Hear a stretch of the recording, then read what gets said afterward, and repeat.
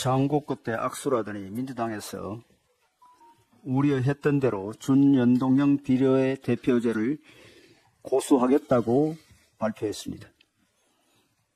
이는 운동권 개딸 선거연합으로 당대표 방탄을 계속하겠다는 것이며 압도적 다수의 민주당에 의해 입법 폭주로 얼룩진 최악의 21대 국회에 이어 22대 국회에서도 민주당이 운동권 정당들과 손잡고 의회 독재를 계속해 나가겠다는 선언입니다.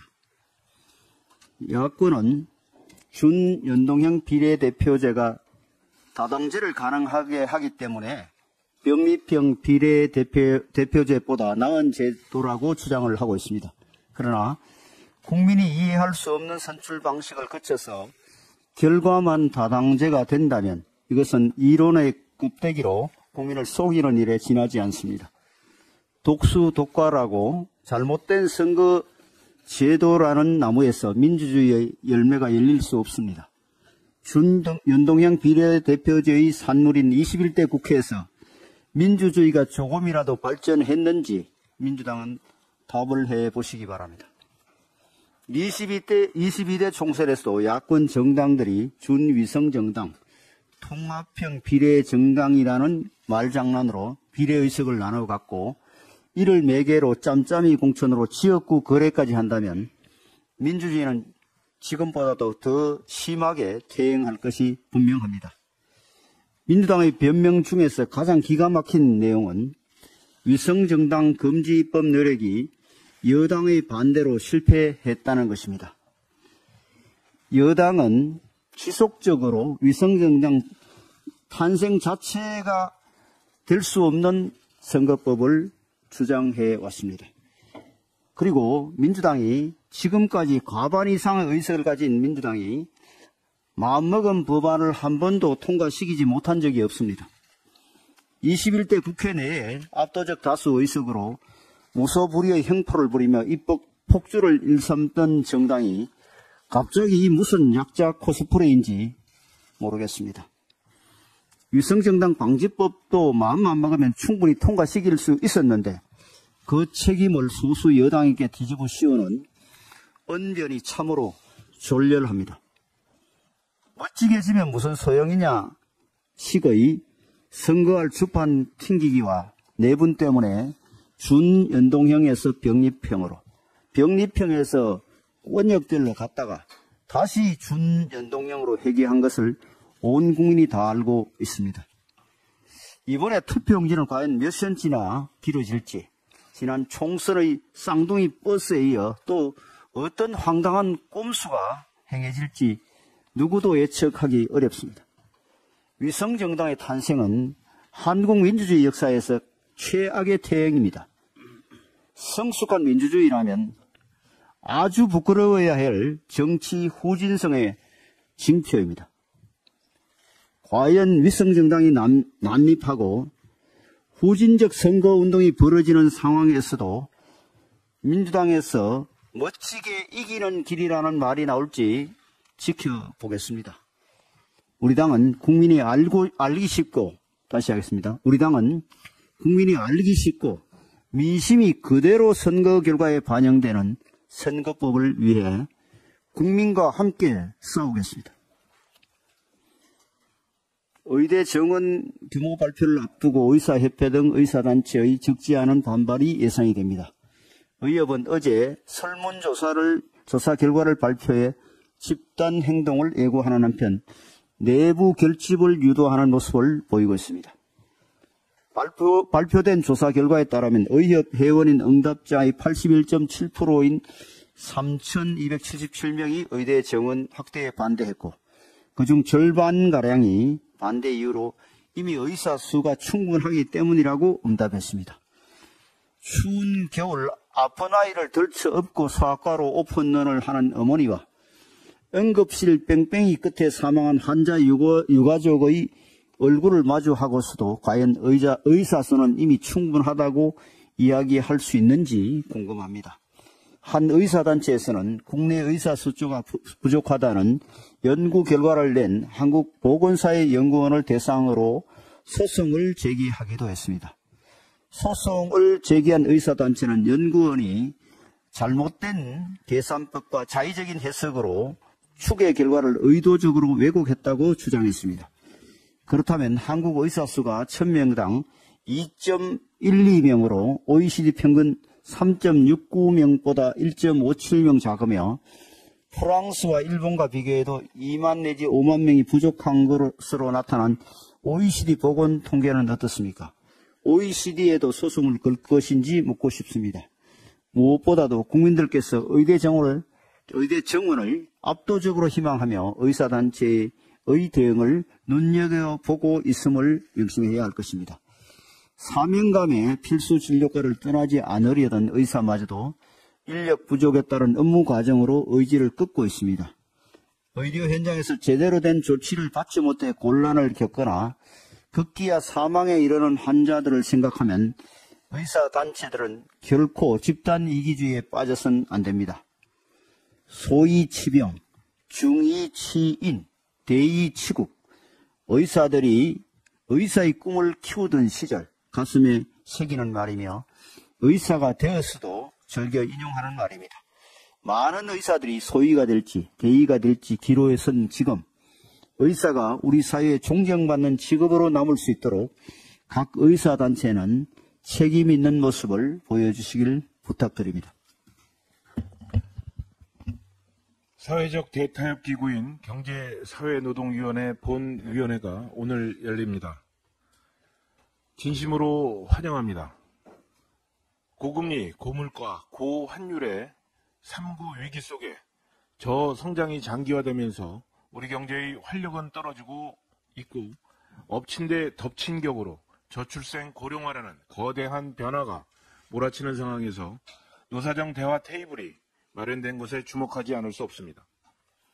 노사정이 합의한 안건을 보아도 이런 위기감이 반영되어 있습니다.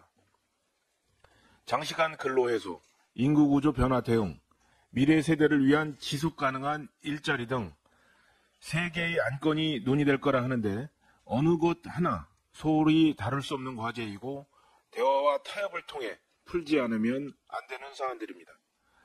무엇보다 우리나라 산업구조가 코로나19를 겪으며 급격히 바뀌고 있고 4차 산업혁명 AI 시대가 본격화될수록 그 변화는 더욱 빨라질 수밖에 없습니다. 더욱이 청년과 여성의 일자리는 부족한데 생산 가능 인구는 급격히 줄어들고 있는 현실도 간과해서는 안 될 것입니다.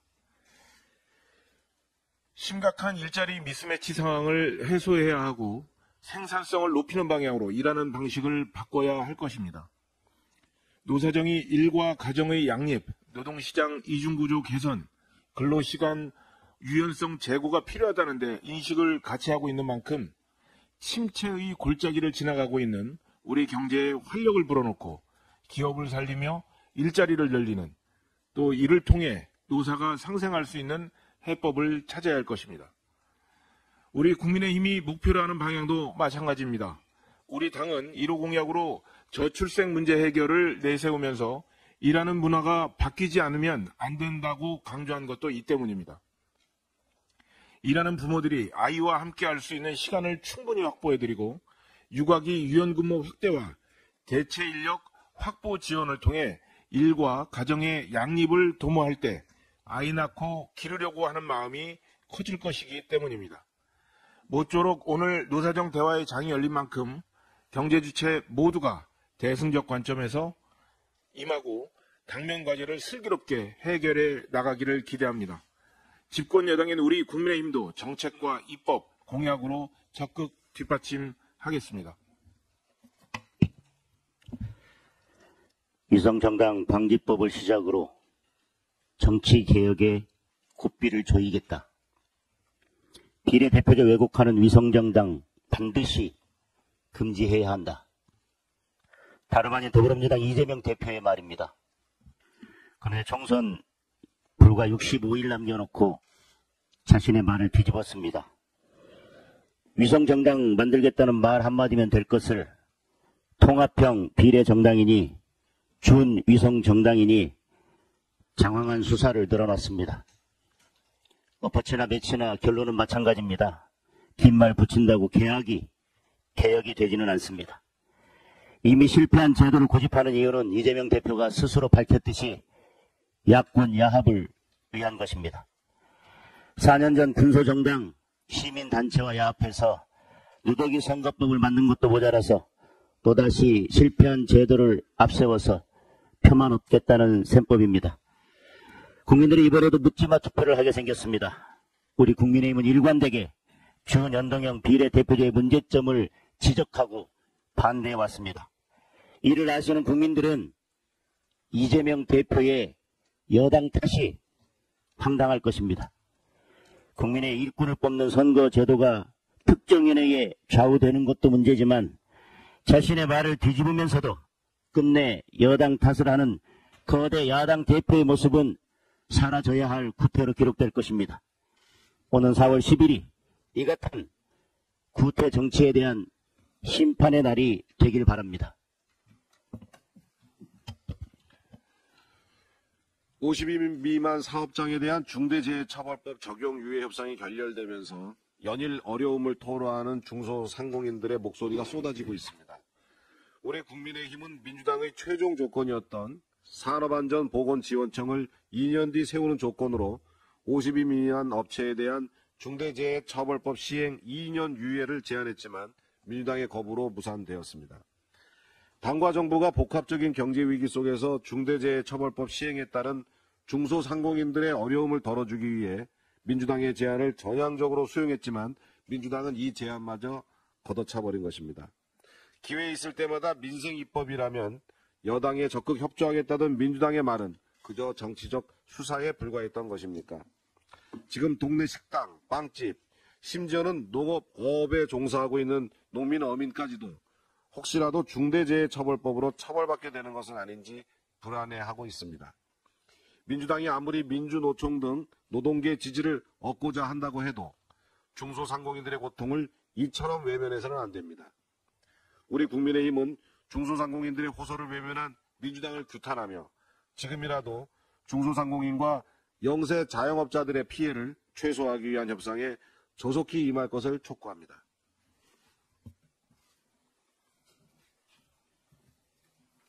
오늘 발언한 BJ 방송이 적분이 좀 많아. 이쪽부터 할게.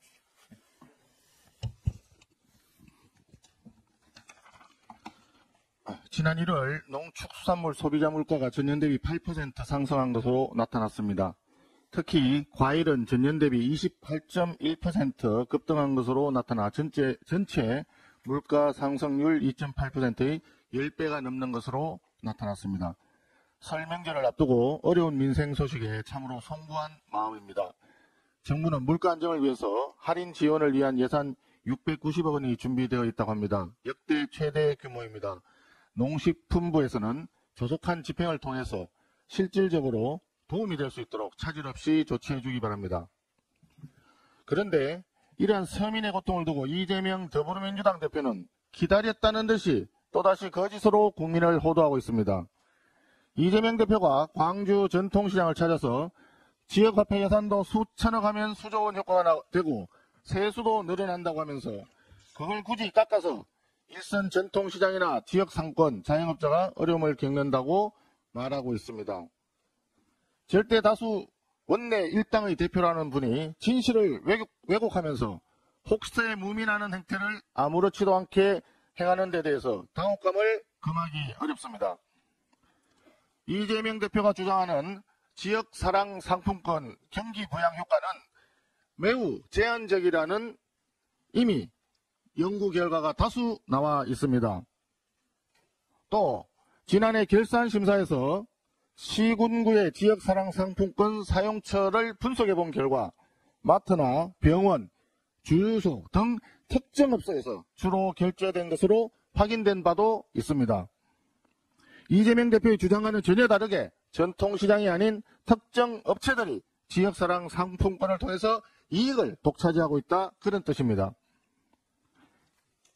지역사랑 상품권이 마치 소상공인을 살리는 만병통치약처럼 이야기하는 것은 어쩌면 소상공인 자영업자에 대한 정책 대안 자체가 이재명 대표와 더불어민주당에 없다라고 하는 반증이 아닌가 모르겠습니다. 진실을 외면한 채 국민 호도를 일삼는 이재명 대표와 더불어민주당은 강력하게 각성할 것을 강력하게 촉구합니다. 차례대로 하십시오. 네, 한노희 간사 임자윤입니다. 이재명 민주당 대표가 지난 4일 경남 양산 평산마을 방문해서 문재인 전 대통령을 만났습니다. 이 자리에서 문 전 대통령은 정부 여당이 민생을 방치하고 통합을 도외시하는 현 정국이 안타깝다라고 언급했고, 이재명 대표는 이번 총선은 민생을 회복하기에 마지막 기회이자 시대적 소명이라고 공감했습니다. 두 분은 민생을 방치하고 회복을 가로막는 게 누구인지 진정 모르십니까? 민생의 사전적 의미는 일반 국민의 생활 생계입니다. 국민의 생계 유지에 가장 중요한 것은 일한 만큼의 대가를 받는, 즉 임금입니다. 저는 민주당에게 묻겠습니다. 그리고 국민께 고발합니다. 미물인 빈대도 콧등은 있다고 했는데 민주당과 이재명 대표의 요즘 하는 행태를 보면 염치도 없고 지나치게 뻔뻔해서 다시 한번 국민께 고발합니다. 첫째, 민주당은 임금체불을 방치하고 있습니다. 이것을 고발합니다. 임금체불만큼 중요한 민생 문제가 어디 있겠습니까? 특히 설 명절 앞둔 지금은 피해자인 근로자에게 임금체불은 너무나 잔인합니다. 2023년 임금체불액은 전년 대비 32.5% 급증한 1조 7,845억 원입니다. 피해 근로자는 27만 5,442명으로 역대 최고치를 기록했다고 합니다. 저는 작년 6월 임금체불 예방을 위해서 상습체불 사업주에 대한 형사처벌 외에도 경제적 제재를 병행하는 등 근로기준법 개정안을 발의하였고, 민주당의 법 처리를 간곡히 요청했으나 한노위 고용노동소위에서 단 한 차례도 제대로 논의를 하지 못했습니다. 이게 민생을 위하는 겁니까? 두 번째, 저출생 대책을 방치하는 민주당을 고발합니다. 2022년 합계 출산율이 0.78로 우리는 심각한 저출생 고령화 시대에 살고 있습니다. 정부와 국민의힘 한동훈 비대위원장은 저출생 대책의 일환으로 육아기 근로시간 단축 대상 확대와 난임 치료 휴가 기간 확대, 그리고 배우자 출산 휴가 급여 지원 확대, 임신기 근로시간 단축 청구 기간 확대 등 모성보호 관련 3법 개정안을 국회에 제출했지만 이 역시 제대로 논의조차 해주지 않습니다. 이게 민생을 위하는 겁니까? 그 이유는 고용노동소위에서 민주당 법안을 우선 처리해야 민생 법안 논의가 가능하다는 어거지에 이 4개 법안이 우선순위에 밀려나 제대로 논의조차 못했습니다. 민생을 우선시하는 정당이라면 어느 당 법인지가 아니라 어느 법이 민생에 더 필요한지를 고려해서 우선순위를 정해야 한다고 생각합니다. 다시 한번 묻겠습니다. 민생을 방치하고 회복을 가로막는 게 누구입니까? 미물인 빈대도 콧등은 있다는데 민주당은 양심이 있습니까? 이렇게 민생을 방치하고 회복을 가로막는 것은 바로 민주당입니다. 제21대 국회가 얼마 남지 않았습니다. 남은 임기 중에 4개 법을 비롯한 장애인 고용 활성화를 위한 장애인 고용 촉진 및 직업재활법, 노동시장의 인력난 해소를 위한 외국인 근로자 고용 등에 관한 법률 등 산적해 있는 민생 법안이 국회를 통과할 수 있도록 민주당의 대승적인 협조를 촉구합니다. 이상입니다.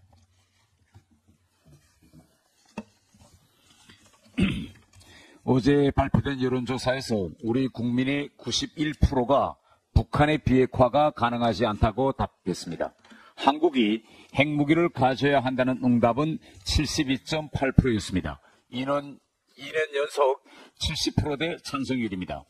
워싱턴 선언 등을 통한 미국의 확장 억제 강화 약속에서 불구하고 북한에 대응하려면 한국도 핵을 가져야 한다는 여론이 여전히 높게 이어지고 있습니다. 미국이 유사시 본토가 공격받을 가능성을 감수하며 한반도에 관여할 거란 응답은 39.2%, 지난해보다 12% 떨어졌습니다.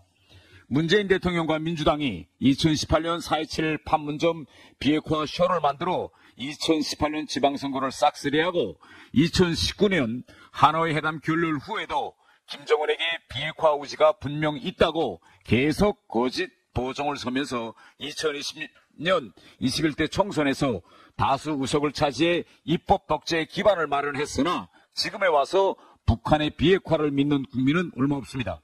문재인 전 대통령과 당시 외교안보수장들에게 묻겠습니다. 지금도 김정은에게 비핵화 의지가 분명 있다고 말할 수 있습니까? 지금의 민주당 이재명 대표에게도 똑같이 묻고 답을 기다리겠습니다. 북핵 위협을 억제하고 해결하는데 현 단계에서는 한미일의 튼튼한 안보 공조가 우선순위입니다.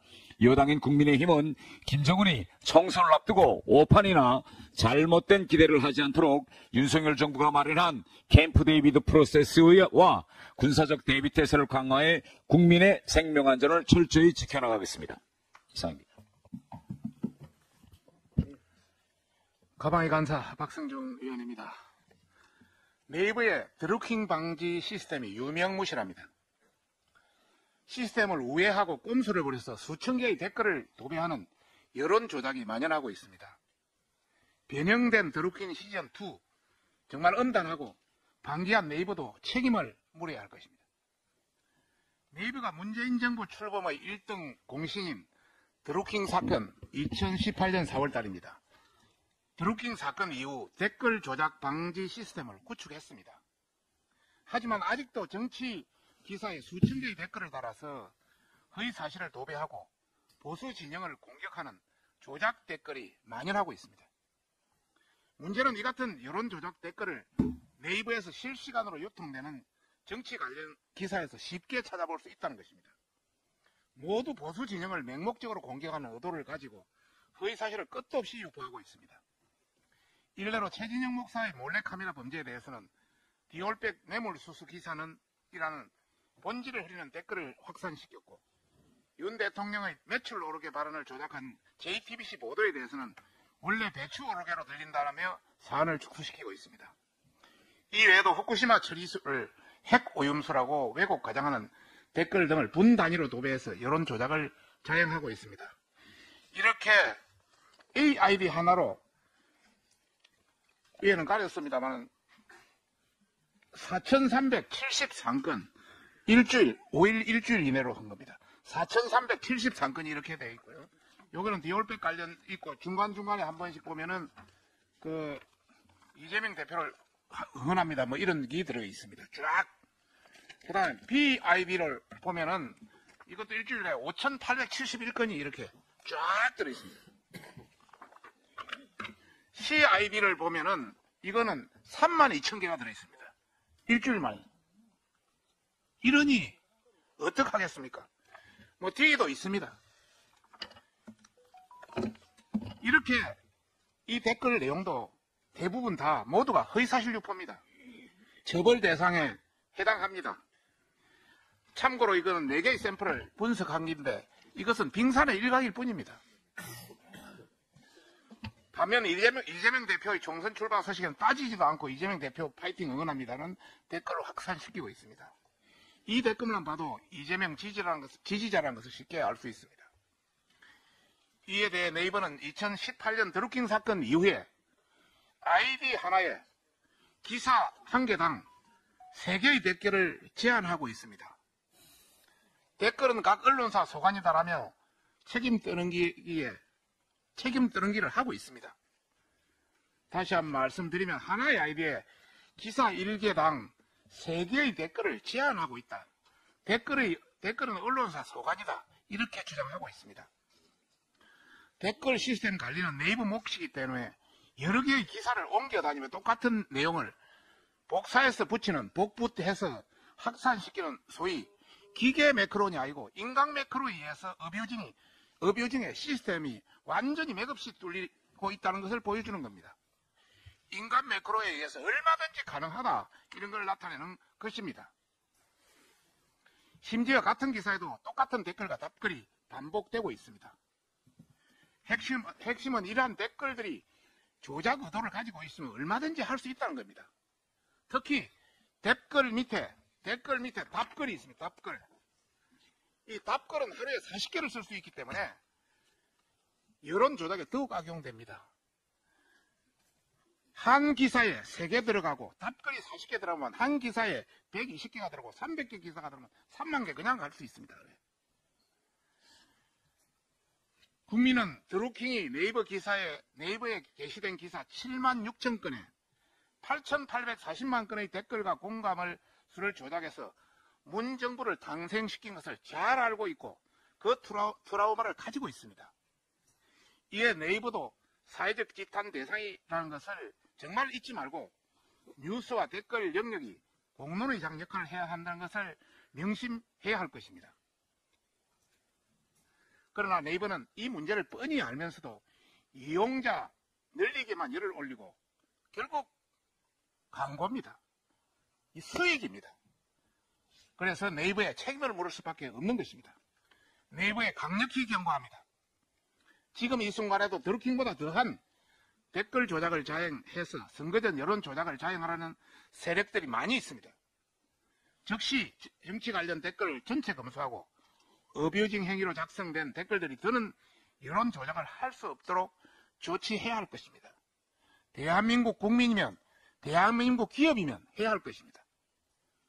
민주당과 좌편향 댓글 조작 세력들에게 강력히 경고합니다. 정치 사안마다 윤 정부의 정책을 왜곡하고 거짓을 진실이냐, 진실을 가짜이냐, 조작하는 행위를 끝까지 쫓아서 법의 심판대에 세울 것을 강력히 경고하는 바입니다. 이상입니다.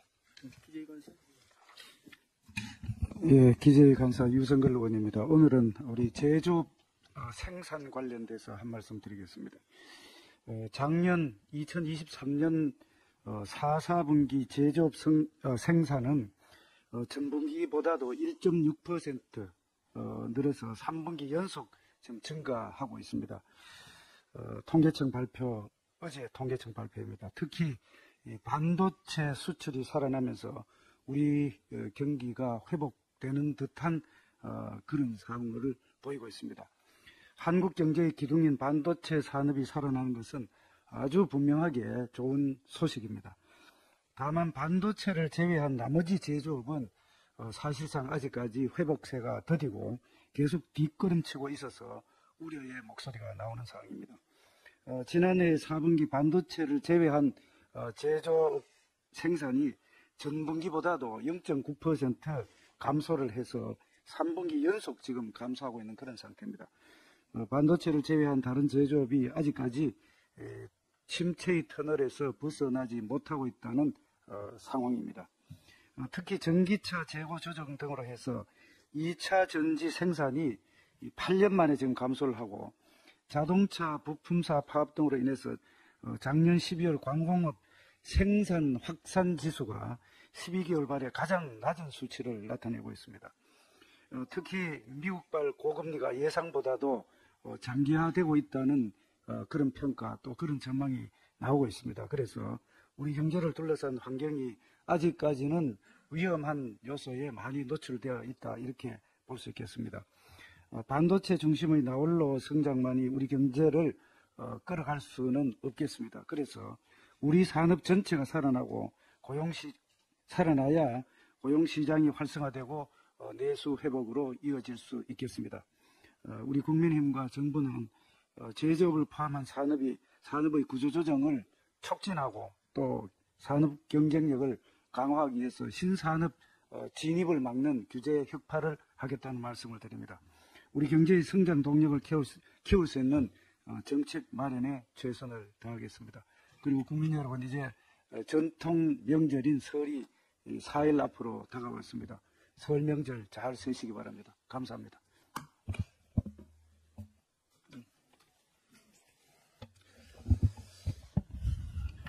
예, 설 명절이 4월 앞으로 다가왔습니다. 설 명절을 앞두고 묻고 싶습니다. 누구를 위한 야당입니까? 또 뭐하는 야당입니까? 예, 이 선거법, 원동형 비례대표제, 예, 이게 어떤 겁니까? 제가 공천신청 서류를 작성하다 보니까 질문지에 제가 수사받은 적이 있느냐, 예, 또 처분받은 적이 있느냐, 제가 기소유예 처분을 받았답니다. 동료 의원님들은 아직도 또 재판을 받고 계십니다. 예, 지난 패스트트랙 투쟁 과정에서 말도 안 되는, 지금 지나고 보면 코미디 같은 공수처법, 예, 준연동형 비례대표제 이것 때문에 정치권을 그야말로 아수라장을 만들어 놓고도 반성은커녕 또 그대로 가자는 겁니까? 기가 막힙니다. 또 설은유 밥상머리에 제일 큰 게 뭘 겁니까? 중대재해기업처벌법. 예, 결국 이게 기업들 공포 주기, 또 그야말로 서민들 실직 조장법 아닙니까? 전 기가 막힙니다. 저는 이번 준연동형 비례대표제야말로 예, 위성정당을 통한 꼼수 정치의 그야말로 결정판이고 저질 정치인 등용문, 정치 혐오 조장 통로, 그야말로 또 이제는 투표용지가 줄줄이 기차표 투표용지 되지 않겠습니까? 국민들께서 투표하시면서 뭐라고 그러겠습니까? 정말 이 코미디 같은 이 꼼수 정치 좀 제발 중단하십시오. 그리고 이번에 중대재해기업처벌법 이게 단순히 노동자를 위한 겁니까? 사실상 예, 우리 작은 기업인들, 중소기업인들, 자영업자, 소상공인들 정말 공포스러워서 기업 운영하시겠습니까? 채용하시겠습니까? 결국은 5인 미만으로 줄이다 보면 결국 일자리 잃는 분은 누굽니까? 서민들 아닙니까? 제발 이렇게 실직조장법, 기업인 공포조장법 제발 다시 빠른 시간 내라도 중대재해기업처벌법 유예 안 빨리 좀 통과시켰으면 좋겠습니다. 예상입니다.